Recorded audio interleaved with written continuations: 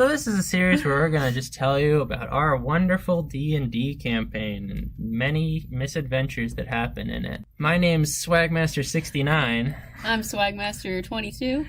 And I forgot to make another animal name. Oh no. You're Swagmaster Poison Frog. Our magical story in Halloween Land begins with some characters. Some good, wholesome characters. Before we get to the wonderful, wonderful story, do you think we should actually explain, anything about our group? Swagmaster69 here. I'm the DM for the group. The other two Swagmasters plus two unheard Swagmasters are the players. So I take them through my Machiavellian torture chamber of a world, and they get to have fun times. Maybe explain that world a little bit, just so they can see. So imagine a Pangea of sorts, one big continent. Nobody's really tried to explore beyond the continent, so there may be more continents out there. Who knows? Most of the world is slowly being corrupted by unknown forces. Our intrepid heroes are trying to discover why the world's all gone to hell, while they're also following their own personal goals, which are varied and exciting, and they'll tell you about those later. My favorite, kind of aesthetic is kind of Lovecraftian horror, kind of mixed with some of that Bloodborne feel and a little of that Dark Souls. So that's the kind of world I imagine when I'm thinking about everything. And so we call it Halloween Land. They're wearing rose-tinted glasses. So anyways, the first character that we're going to introduce here is Swagmaster Poison Frog's character. I had already forgotten. So, Swagmaster Poison Frog, take it away. My character's name is Wesley McAllister, but he just goes by Wes because it's simpler and kind of hides the fact that he's royalty. Oh, spoilers, he's royalty. I've already ruined all the plot twists. So he's a prince, and his whole thing is that he's kind of selfish. He grew up with everything given to him, and he's never really had to do anything himself, and so his whole thing is that within the group, he'll just say, you do that. I don't really want to expend my energy or sweat. Sweating is not for people of my class. So he's a jerk, and it's kind of hilarious. I thoroughly enjoy being a jerk.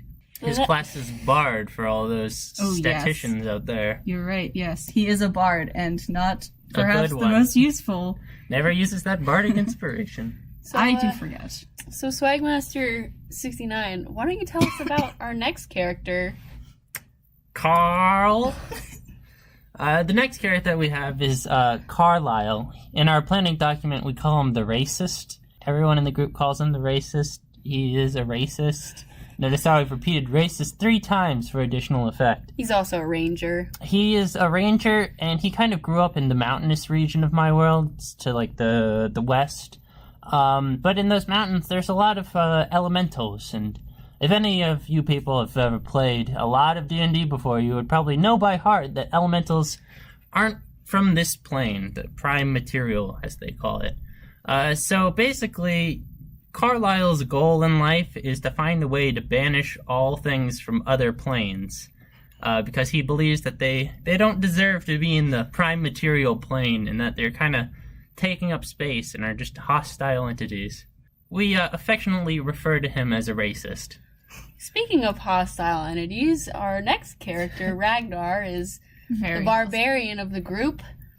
He likes to kill, and he has no mercy, and he wants to bring his dead clan back to life, and I'd say that's pretty much all there needs to know about Ragnar. Yeah. He's a pretty simple man. Simple needs. So our final character is me, Swagmaster22's character.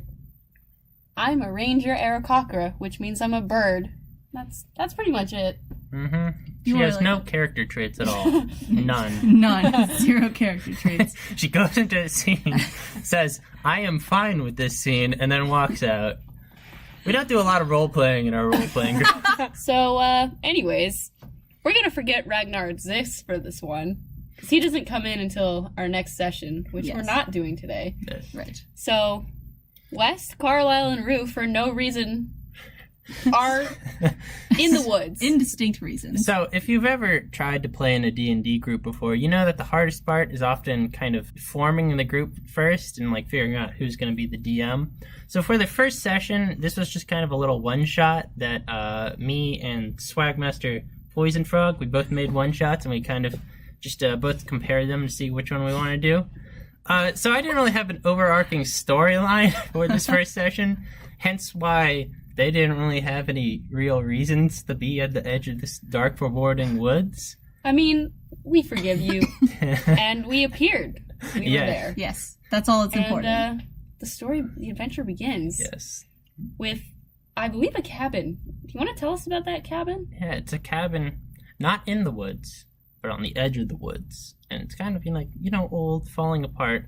The edge of the woods they're on, it's called the Death Woods. It's not a very subtle name. I came up with it in 2 seconds on the spot. But I like the name anyway. Most of the inhabitants there either go insane from residual dark magic, are already insane, or are just monstrosities beyond any compare. So it's not a very friendly place. Hence why the person that they encountered living in this rundown shack on the edge of the woods was visibly insane when they tried to talk to him. So we knocked on the door, and he said, essentially, go away. Mm-hmm. So I think clearly that means find another way to enter. Mm. So Carlisle and Rue try to find another way to enter. Wes just knocks on the door again. Yeah, so West, being a sassy jerk, made a magical tent, essentially, to isolate himself from the other two, because he doesn't like them, because everyone immediately hates each other. And so West sat in the tent like a child, and then the moment that they went around the back of this house, West came out of the tent, and out of spite went and knocked on the door, and to try and win over the man's affections. And he did. He casted Charm Person, and I think he did a critical hit on that. He rolled a 20. Mm-hmm. And so the old man thought that West was a beautiful woman and invited him inside. And so West goes inside, and the old man essentially tells him that he will give West gas masks for the poison forest back behind his lodge if he will eat some of his soup. And his soup has like a bunch of appendages sticking out of it, like arms and fingers and hands and all those good yummy bits and pieces. And West agrees because there isn't really an option. He doesn't really want to get poisoned. So he eats this soup made out of human people and narrowly avoids throwing up and gets his gas masks and comes back outside. So that was a fun little mini adventure for West. Scarred him for life. So with that great item of gas mask, the team goes into the woods, and Rue, being an animal, is like, nah, I'm gonna fly over this poison fog. Carlisle, a seasoned traveler, he decides he's not gonna step in the poison, and he's gonna go by climbing between the trees. Yeet on that poison. West, however, is too good for climbing, so he steps in that poison, and boy does he get poisoned. Yes, he does.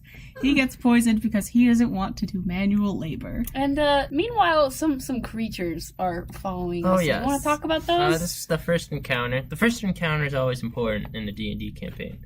For any aspiring swaglets out there who might want to DM, because it really sets the tone of how the campaign is going to go from then on. So what I made sure to do is to play off of the fear of a classic monster, the Beholder, which for those of you who don't know is basically a giant floating eyeball that can disintegrate you with its laser beams. That is not a joke. They have disintegration rays in their eyeballs. And so I made 2 of those attack them. Of course, they weren't real Beholders. They were merely gas spores, which are these suicidal monsters that explode and infect people with deadly diseases, as Swagmaster Poison Frog quickly found out. And, I should also mention the rest of the party ran away. Oh, yes. Oh, yes. So basically what happened was that Karl tried to get West up into the tree. West climbs into the tree, And because he's never climbed a tree before, he doesn't know how to climb out of a tree. Karl jumps out of the tree, and Rue and Karl run away. And Wes is just sitting in this tree like, I don't know how to climb. Help?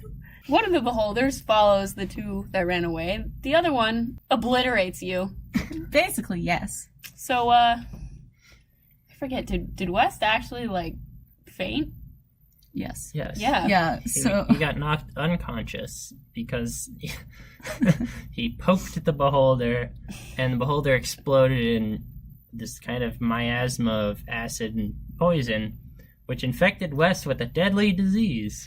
The other one was shot down by arrows at a safe distance, so Wes was the only one who took damage. Yeah, Wes took damage and also got infected by the spores twice. Yeah. I got both of those. This is some true teamwork right here.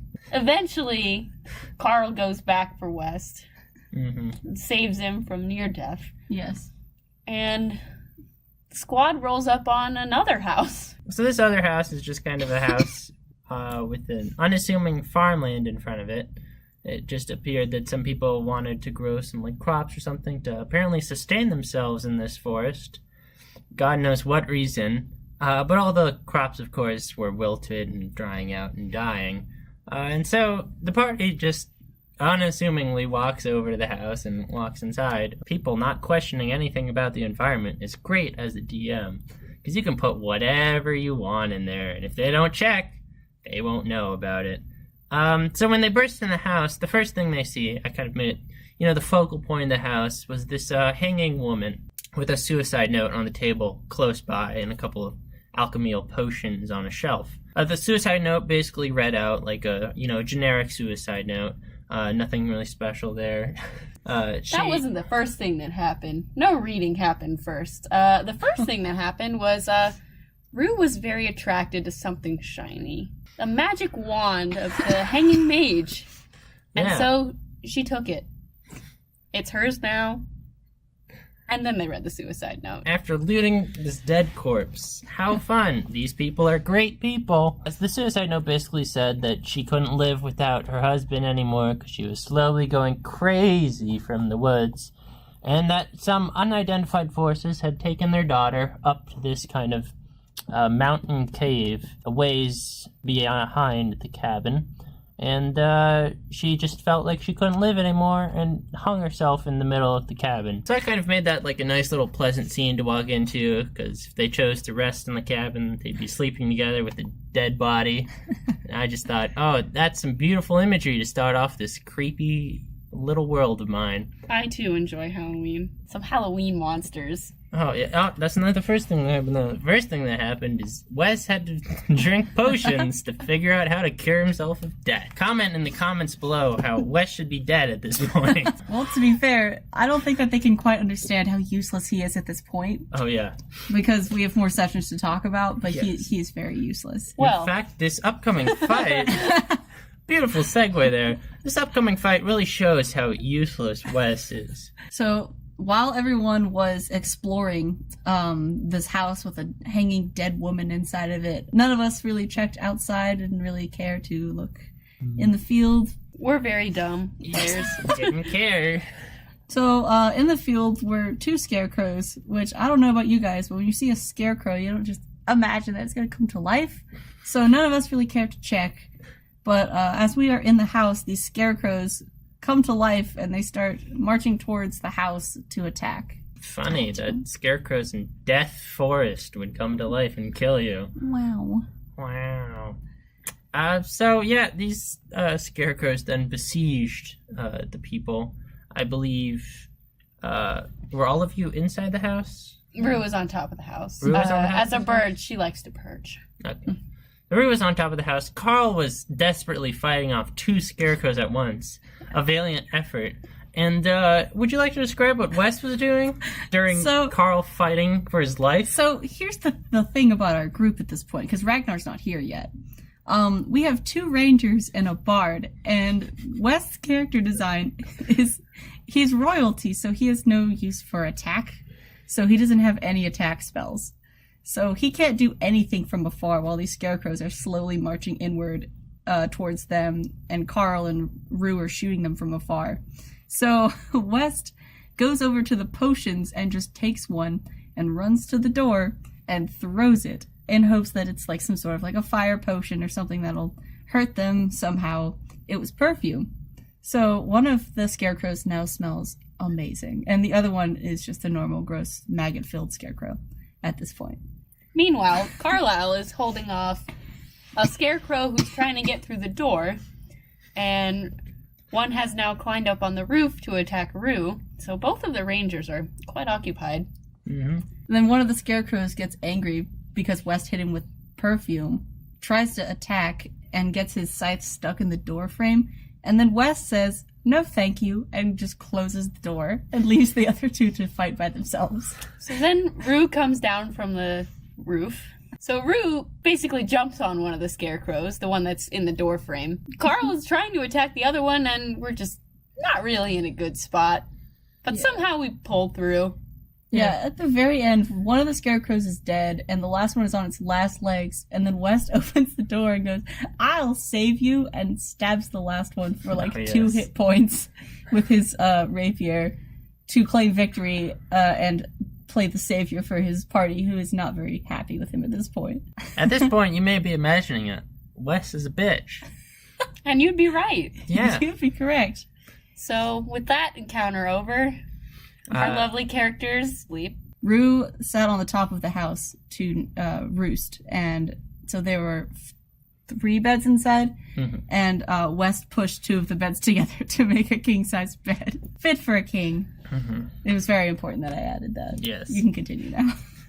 So I guess there, Poisonfish is really into West being a dickbag for some reason. So that was kind of like the end of the first session. It ended with them being surprised in the night. I think the person who failed the watch was, in fact, lovable old Wes, and he basically just... Real shocker. rolled over in his sleep and went back to sleep instead of staying up and keeping watch for any enemy attack. It's more important that he gets his beauty sleep, really. It's really important. Yes.